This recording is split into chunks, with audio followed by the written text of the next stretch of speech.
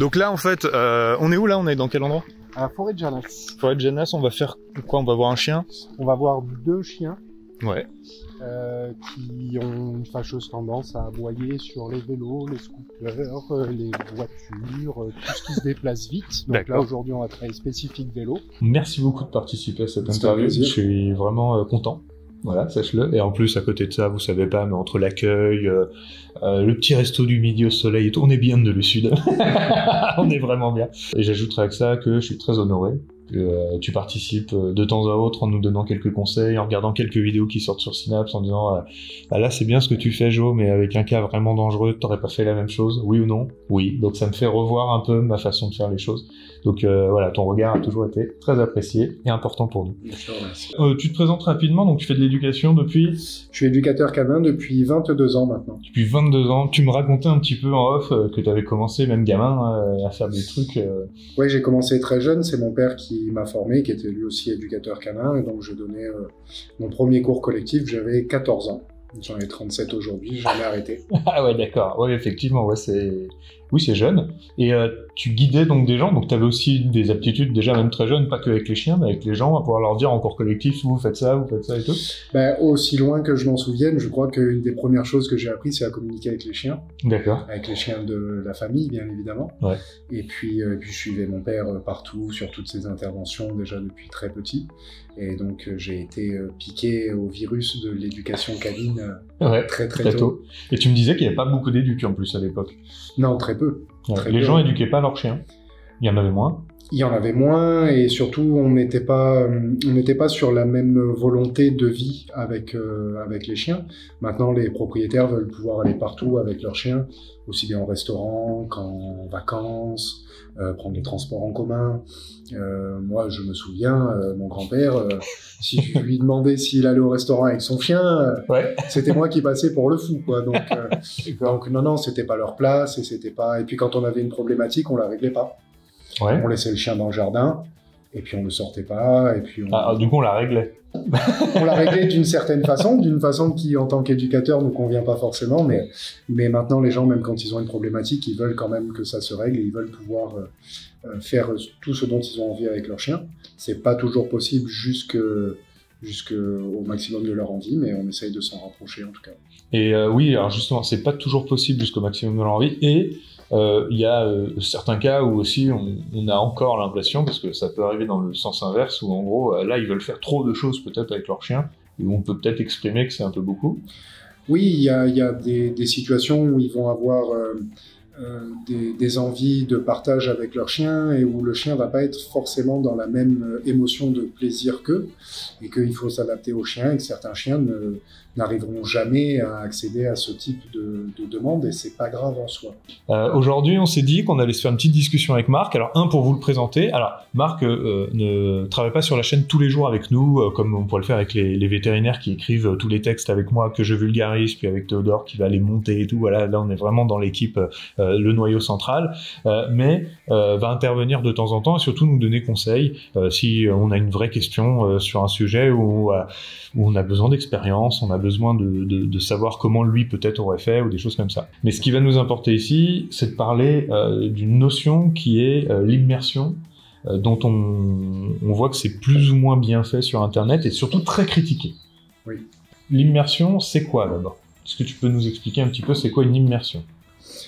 Une immersion, ça va être mettre le chien en présence d'éléments qui peuvent être anxiogènes pour lui. On la critique beaucoup sur une forme d'immersion qu'on pourrait qualifier de forcée, avec une quantité de stimulation qui va être trop importante pour le chien, et possiblement, dans certaines vidéos que l'on peut voir, obtenir ce que l'on appelle, nous, scientifiquement parlant, de la détresse acquise, c'est-à-dire une incapacité du chien à réagir aux stimulations, mais pas pour les bonnes raisons, enfin en tout cas en ce qui me concerne, oui. On a une vidéo sur la chaîne, si vous voulez comprendre mieux ce que c'est, la détresse acquise, ça s'appelle l'impuissance acquise, et vous pouvez avoir tous les détails de ce que ça engendre et de ce que c'est en réalité. Je laisse continuer.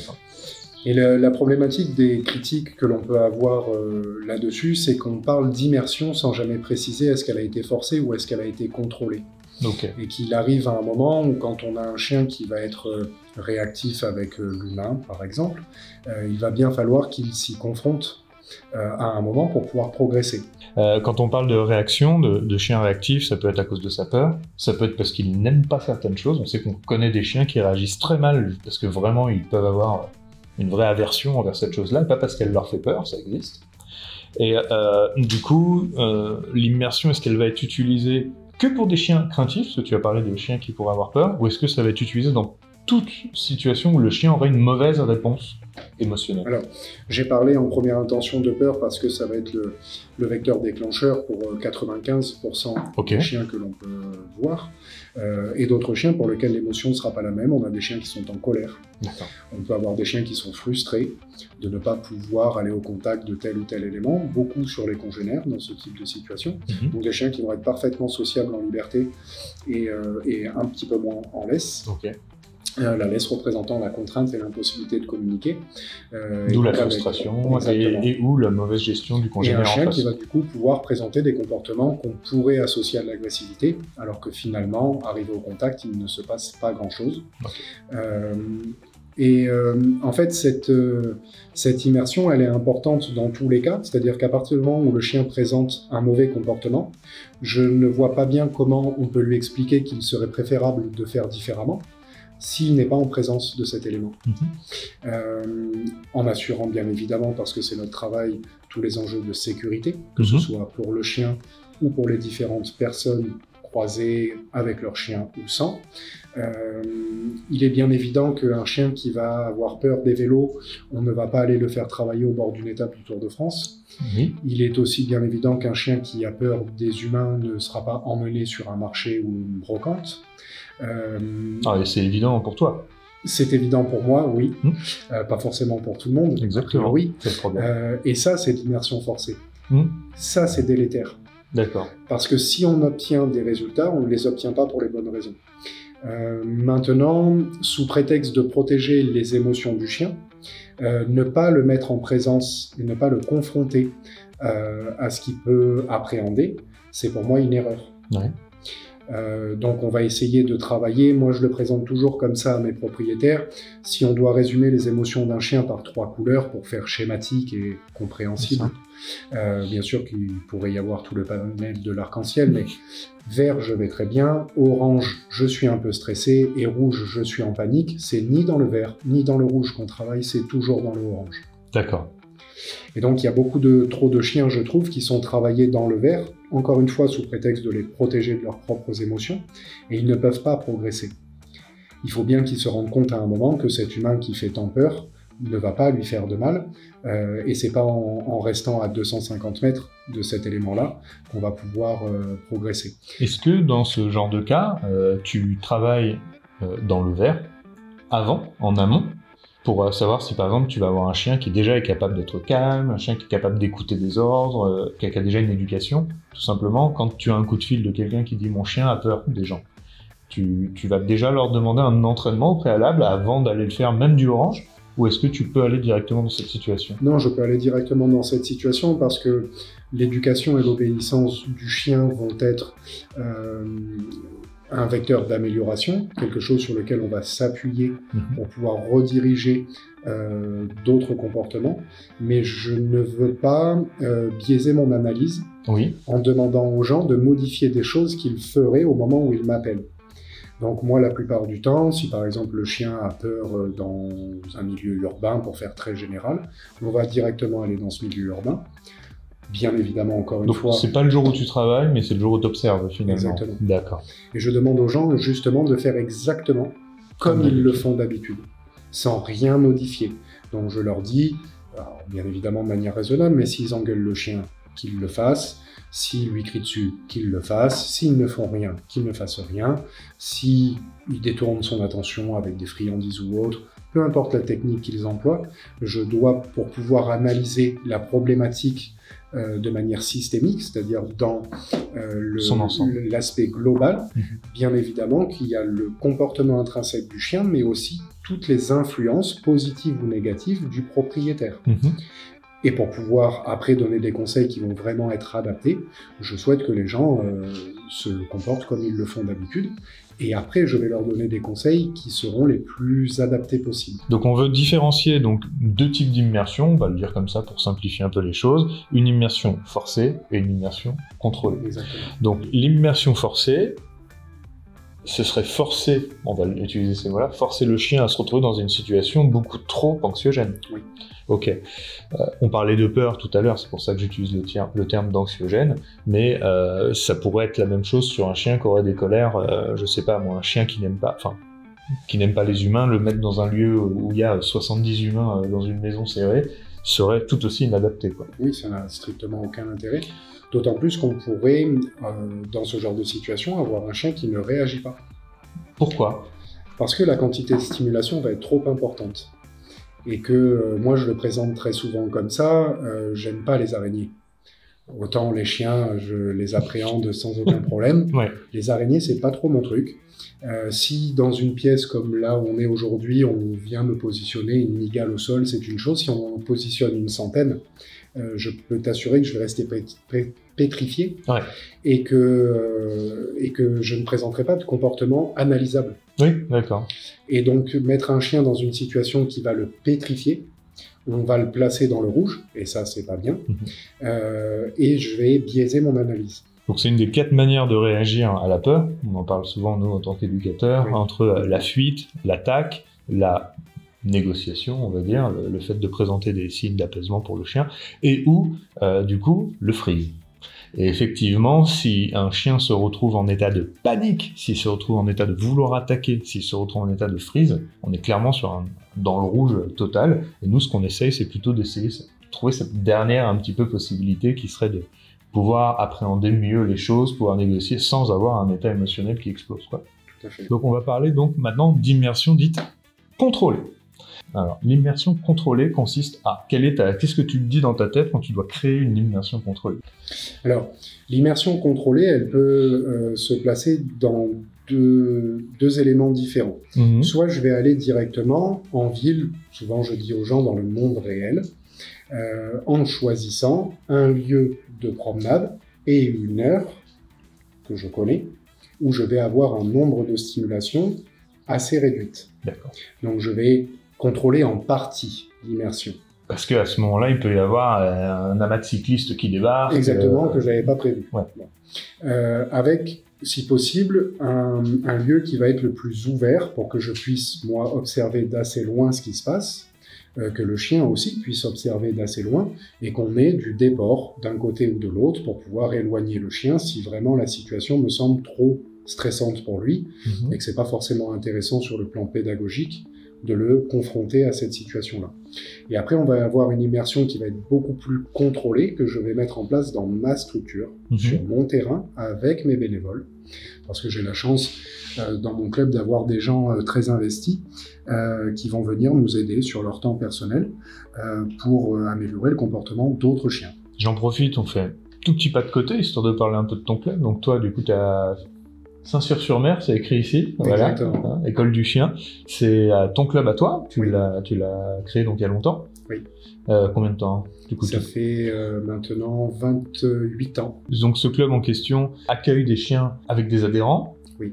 Qui viennent, donc tu m'avais dit 2 fois par semaine en moyenne. Ils peuvent venir pour faire des exercices collectifs. Il y a un peu de tout, hein. J'ai vu qu'il y avait de l'agility, il y avait plein de choses, des terrains plus ou moins grands, une forêt derrière et tout, c'est assez complet.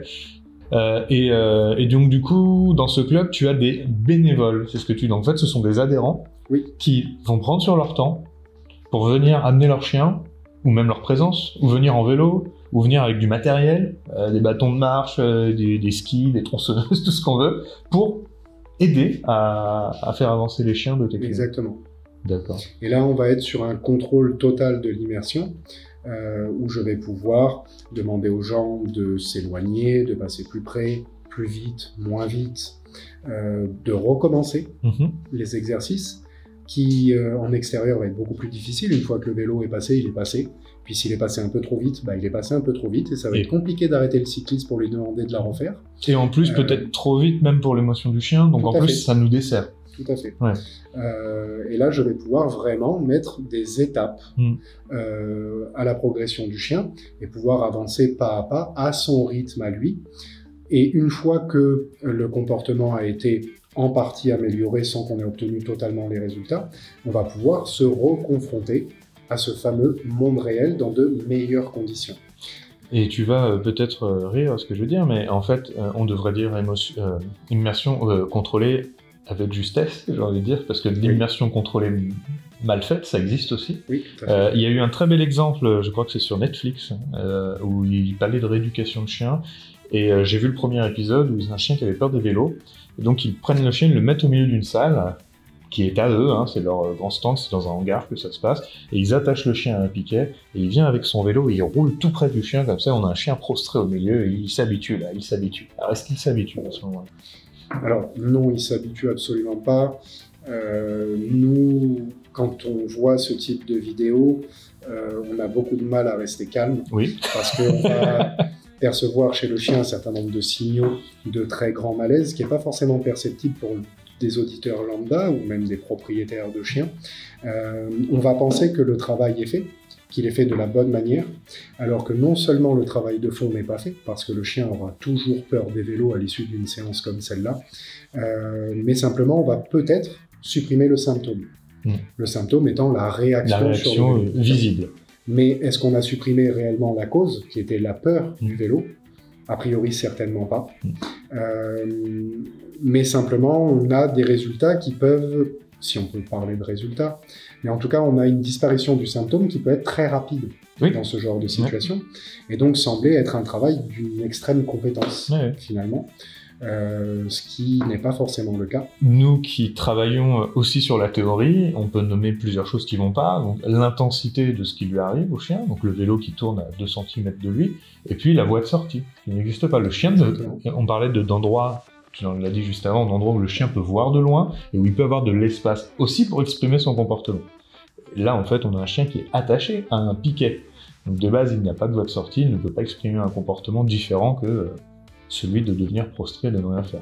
Donc en immersion contrôlée, tu nous as dit que tu pouvais, donc on a parlé de 2 versions, la vraie vie et la vie au club, on va dire ça comme ça. C'est du cas par cas, ça va dépendre de l'intensité des réactions du chien. D'accord. Donc quand on parle de chiens éventuellement développant de l'agressivité, je vais plutôt travailler au club d'abord. Si c'est un chien qui est agressif avec les humains, la première étape c'est que je vais aller le visiter chez lui. D'accord. Pour voir comment toi ça se passe. Oui. D'accord. Parce que c'est mon travail. Oui, très clairement. Et que ce que j'ai besoin de savoir aussi, c'est comment le chien se comporte face à un humain qui aurait une communication claire pour lui. Et en fonction de ça, est-ce que malgré la communication claire, il a du mal à s'apaiser? Est-ce qu'on arrive à trouver l'apaisement? Est-ce qu'on fait copain-copain très rapidement? J'allais y venir, c'est important. De réussir à avoir la confiance du chien pour pouvoir lui présenter des choses qui lui font peur derrière. Tout à fait. Si tu ne l'as pas, tu peux pas. Non. C'est impossible. Nous, on doit être un référent pour le chien. Oui. Parce qu'il va, au départ, aussi bien que le propriétaire d'ailleurs, s'appuyer sur nous pour trouver les bonnes réponses. Et après, moi, mon travail va être de transférer cette référence à son propriétaire et que le chien s'appuie sur son propriétaire pour prendre les bonnes décisions. Mais au départ, c'est mon rôle, c'est mon travail d'éducateur. D'accord. Et donc je dois, en tout premier lieu, créer un lien avec le chien. Si moi-même je suis encore un élément anxiogène dans le monde du chien, je ne peux pas l'aider. Est-ce que ça t'est déjà arrivé de rester trop longtemps un élément anxiogène et peut-être de dire peut-être que je suis pas la personne qui arrive à piffer, et par contre il paraît que ça se passe bien avec sa promeneuse, je sais pas, et de se dire tiens, ce serait bien que ce soit elle qui s'en occupe. Ça t'est arrivé? Alors, ça m'est arrivé de prendre du temps pour approcher un chien, mais je vais... comment te présenter ça? Je vais jamais me dire que je suis pas la bonne personne, mais que je n'ai pas eu la bonne attitude. D'accord, ok. Et donc en fait, je vais me creuser la tête pour savoir comment je vais pouvoir approcher ce chien dans de bonnes conditions. D'accord. Et il est bien évident que si ça s'avérait trop long, si ça s'avérait trop stressant pour le chien, je pourrais faire une transition avec une de mes consoeurs, puisque je change beaucoup avec d'autres éducateurs et qui veulent bien qu'on travaille en collaboration. Donc je peux éventuellement être amené à faire ça, ou proposer, puisqu'on en parlait tout à l'heure ensemble d'une prise en charge médicale pour le chien. Sur les immersions contrôlées, donc le but c'est de mettre en place quelque chose qui fait que le chien ne rentre pas dans la zone rouge.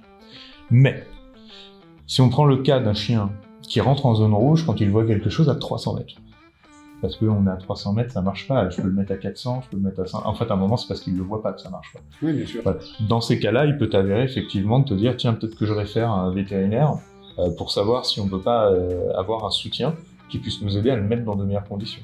Exactement. Oui, parce que après il faut aussi s'assurer du bien-être du chien. Oui. C'est aussi une des prérogatives de notre travail et que je ne peux pas, si le fait que moi j'approche un chien, le mets dans la zone rouge au bout de 1, 2, 3 séances et que malgré les différentes situations que je peux mettre en place, les différentes approches, il reste toujours dans le rouge, je ne peux pas le laisser dans ce mal-être-là. Et en même temps, il faut que je puisse l'aider. Mais c'est super important, encore une fois, j'insiste, parce que nous, ce qu'on a, c'est des retours de gens qui nous disent « j'ai vu 2, 3, 4 éducateurs, et on a fait 10 séances, et on a fait 20 séances, et on a fait... » Enfin, je veux dire, quand tu n'avances pas sur 3 heures de travail avec un chien, c'est quand même assez significatif que soit ta méthode n'est pas du tout bonne, quoi, hein, ça peut être ça, hein, bien sûr, soit que le chien n'est pas capable de, quoi. Tout à fait. On va parler d'un chien, tiens, qui aurait peur des trottinettes. D'accord. Manque de bol, il habite en ville, et il y a un garage à trottinettes dans sa ville, tu sais, automatique, où les gens ils vont biper pour avoir leur petite trottinette libre, là. Bon. Comment on fait dans ce cas-là? Alors, même si c'est rarement le cas, je vais d'abord m'assurer de savoir est-ce que le chien a uniquement peur de l'élément trottinette ou de l'humain qui est dessus. D'accord. Ou des deux associés. En règle générale, c'est les deux associés. D'accord. Ça veut dire qu'une trottinette toute seule qui bouge pas, ça lui fait pas peur? C'est très souvent le cas. D'accord. Et donc, je vais m'assurer de ça d'abord. Oui, bien sûr. Parce que si le chien a déjà peur de l'élément qui ne bouge pas, on va le désensibiliser sur cet élément. On va pouvoir le pratiquer aussi bien sur mon terrain que ce que les gens pourraient le pratiquer chez eux, dans leur maison ou leur jardin. En garant une trottinette quelque part. Exactement. Ouais. Donc ça, là, on est dans le début de l'immersion contrôlée. C'est-à-dire que je prends une trottinette, c'est l'objet qui lui fait peur. Évidemment, je contrôle l'intensité de l'événement, c'est-à-dire que je le mets pas dans sa couche, quoi, où il dort. Je vais le mettre dans un coin de l'appartement. Si possible, un coin de passage, que ce soit pas juste un coin à éviter, que le chien puisse passer à côté et se rendre compte qu'il se passe rien, quoi. Bien sûr. Okay. Et dans l'idéal, mettre en œuvre une situation qui va lui paraître positive à côté de cet élément-là. Ouais. Donc ça peut être le vecteur jeu, ça peut être le vecteur nourriture, ça peut être tout un tas de choses en fonction du chien qu'on va aller après choisir en fonction de sa personnalité.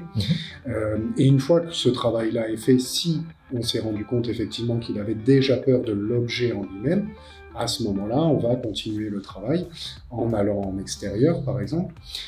Et c'est là où ma structure va me permettre de pouvoir demander à un de mes bénévoles. Et nous, on a tout le matériel qu'il faut, tout le matériel habituel. Le classique, oui. On a notre stock de trottinettes, le stock de vélos, on a des poussettes, on a des fauteuils roulants. C'est un gros avantage parce que tu le dis là comme ça, mais c'est énorme tout ce que vous avez. Et en fait, en réalité, c'est un investissement de temps, de ressources humaines des fois pour aller chercher les bons objets qu'on te ramène des bons trucs.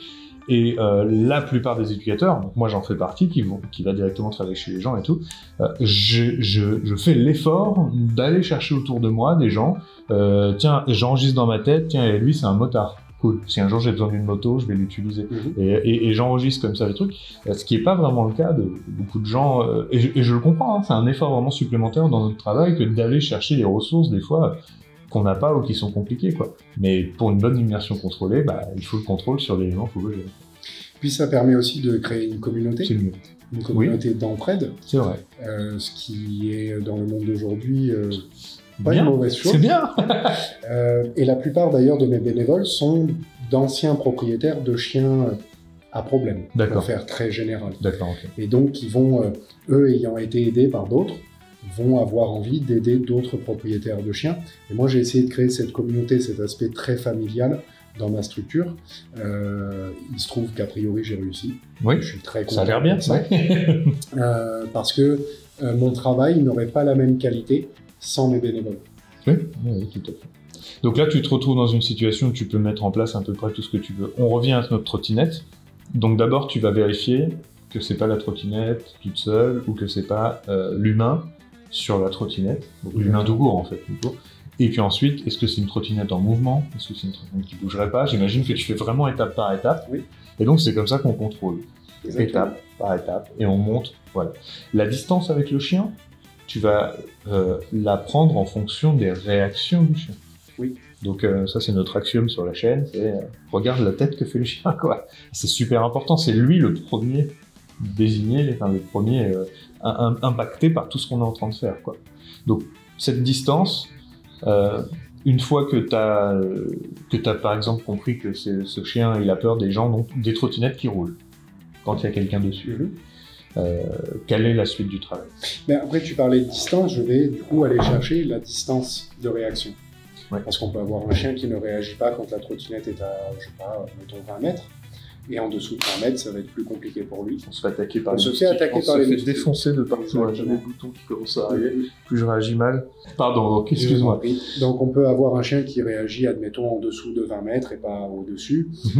Et donc je vais aller travailler dans cette fameuse zone orange que je vais définir par observation du chien, tout simplement, et de l'état dans lequel il se met à telle ou telle distance. Et une fois que on arrive à faire en sorte que, admettons, pour reprendre des exemples très clairs, à 15 mètres, il n'est plus dans l'orange, mais il est dans le vert, on va aller venir chercher une distance un peu plus courte, etc.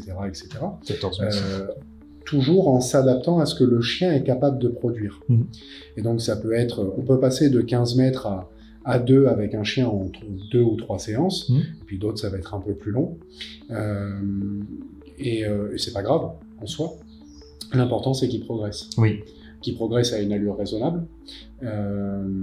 Parce que quand on a un chien qui, après 6 mois de travail, est passé de 250 à 232 mètres, pour moi, c'est pas une progression. Et on peut pas se contenter de ça en tant que professionnel. C'est qu'il y a quelque chose qui a été mal fait dans la situation. Ça pourrait être réglé en 7 ans, donc ça va, mais... Oui. Et même pas sûr, en vrai. Même pas sûr. Donc, non, il faut que le chien progresse à son allure, mais il faut qu'on ait de la progression visible. Sinon, c'est que la technique n'est pas bonne. C'est la première question que je vais me poser, toujours. Parce qu'il faut être en mesure de se remettre en question. Bien sûr. Sur l'approche qu'on a eue, sur l'analyse qu'on a pu faire du chien. Et que s'il y a un moment où il y a un blocage, peut-être que c'est la méthode, la technique que j'ai mise en place qui serait pas la bonne. Donc je vais essayer d'en trouver une autre et de pouvoir utiliser un autre outil de ma boîte à outils. D'accord. Je donne un petit exemple, comme ça on est vraiment dans le concret. On en parlait tout à l'heure sur des peurs, en plus, donc le sujet est très bien choisi.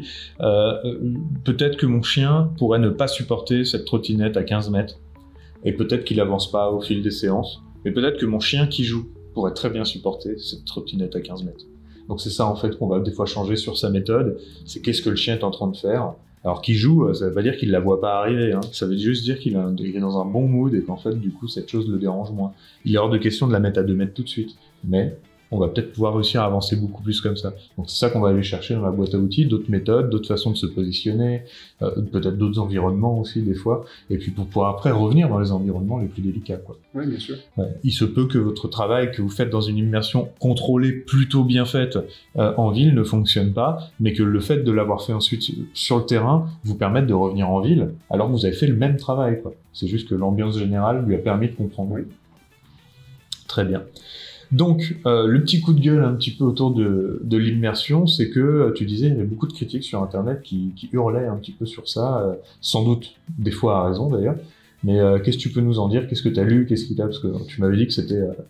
tu avais lu donc pas mal de choses comme ça. Oui, on a beaucoup en ce moment de critiques sur l'immersion sans jamais faire la différence entre cette fameuse immersion forcée et cette immersion contrôlée. On parle uniquement d'immersion. Comme si le fait de présenter des éléments anxiogènes au chien était un problème. Et du coup, nous, on peut se heurter en tant que professionnel après à des clients qui auraient vu ces critiques, vu ces vidéos-là. Parce que c'est pas dénué de sens quand on l'entend. Pourquoi est-ce que je montrerais des choses à mon chien qui lui fait pas? Exactement. C'est débile. Exactement. Mais en vrai... Sauf qu'on vit dans un monde humain, oui. Et que le chien est obligé de vivre dans ce monde humain. Oui. Et que moi, mon travail, c'est qu'il puisse s'adapter à ce monde-là. Et donc, quand on parle uniquement d'immersion sans faire la différence, on peut avoir des gens qui vont comprendre que mettre un chien en présence d'éléments anxiogènes pour lui, c'est délétère. Quand on critique, il s'agit, selon moi, d'être le plus précis possible sur les critiques. D'être au courant de ce qui se passe.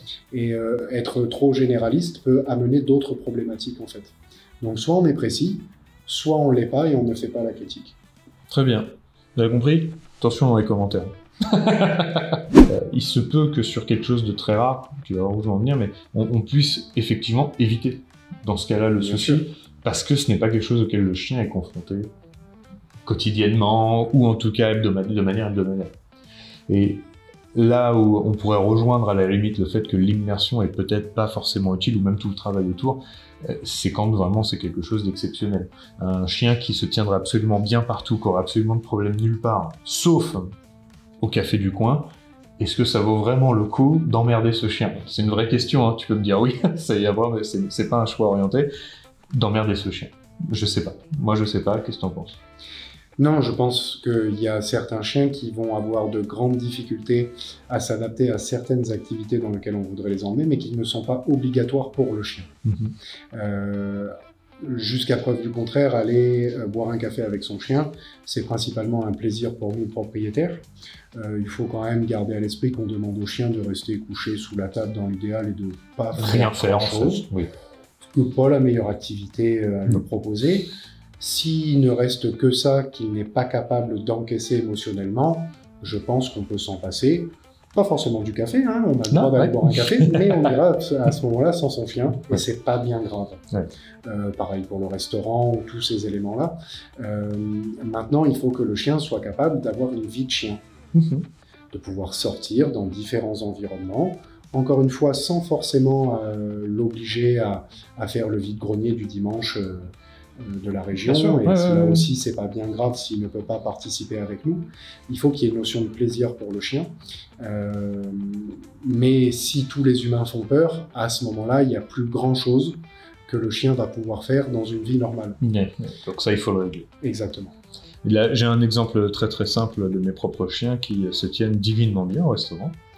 Mais mon regard a changé avec le temps, puisqu'à une époque j'étais juste très fier d'avoir mes chiens au restaurant qui se tenaient bien. Et aujourd'hui, en fait, je vois juste de chiens qui s'emmerdent, mais qui s'ennuient terriblement. Et donc, effectivement, même dans un cas où il n'y a pas forcément de problème, je pense que la notion de plaisir du chien, il faut vraiment la remettre au centre de tout, quoi.